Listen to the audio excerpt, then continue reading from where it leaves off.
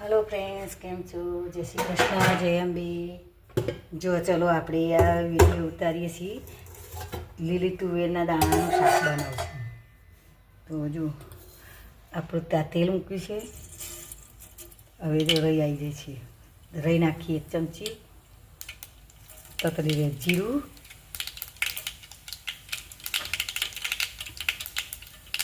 લસણ અને આદુ બંને, સૂકા મરચાં,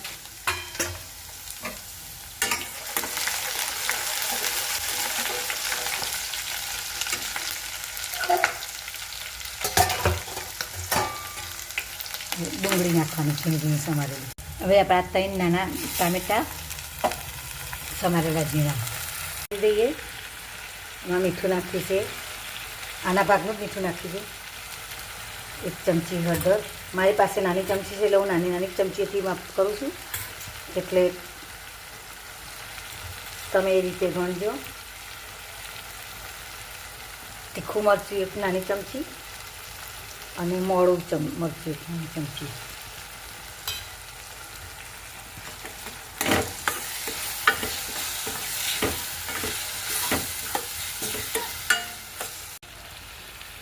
જો આપણું તેલ આવી ગયું છે એટલે આપણે ડુંગળી ટામેટાં સરસ રીતે ચડી ગયા છે। જો હવે આપણે આ તુવેરો નાખી દીધી, લીલી તુવેરો થોડી પાકટ હતી એટલે દાણા થોડાક મોટા છે એટલે થોડીક બાફી દીધી છે।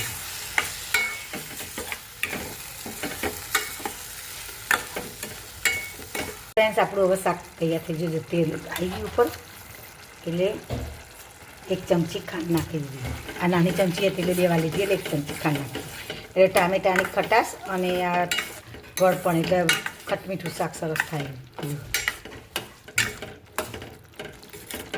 જો થઈ ગઈ છે ને, તમે પણ આ રીતે મારી વિડીયો જોતા હોય બનાવેલી તો તમે આ રીતે પણ શાક બનાવજો, અને તમે પણ મારી વિડીયોને લાઈક કરજો, સબસ્ક્રાઈબ કરજો। અને તમે જો આ જ રીતે બનાવશો તો તમારું પરફેક્ટ શાક થશે। હું તો બધું આ જ રીતે હું બનાવું છું શાક, મારી શાક બનાવવાની રીત જ આ છે, એટલે હું એ જ રીતે હું તમને બતાવું છું અને એ જ રીતે હું બનાવું છું શાક, બધા શાક। અને હું જે બનાવું છું રોજે રોજ શાક, જે નવી આઈટમ બનાવું એ બધું હું રોજે રોજ આ જ રીતે હું મૂક્યા કરું છું। તો મારી વિડીયોને જોતા રહેજો, મારી વિડીયોને લાઈક કરજો, સબસ્ક્રાઈબ કરજો। થેન્ક યુ, આભાર।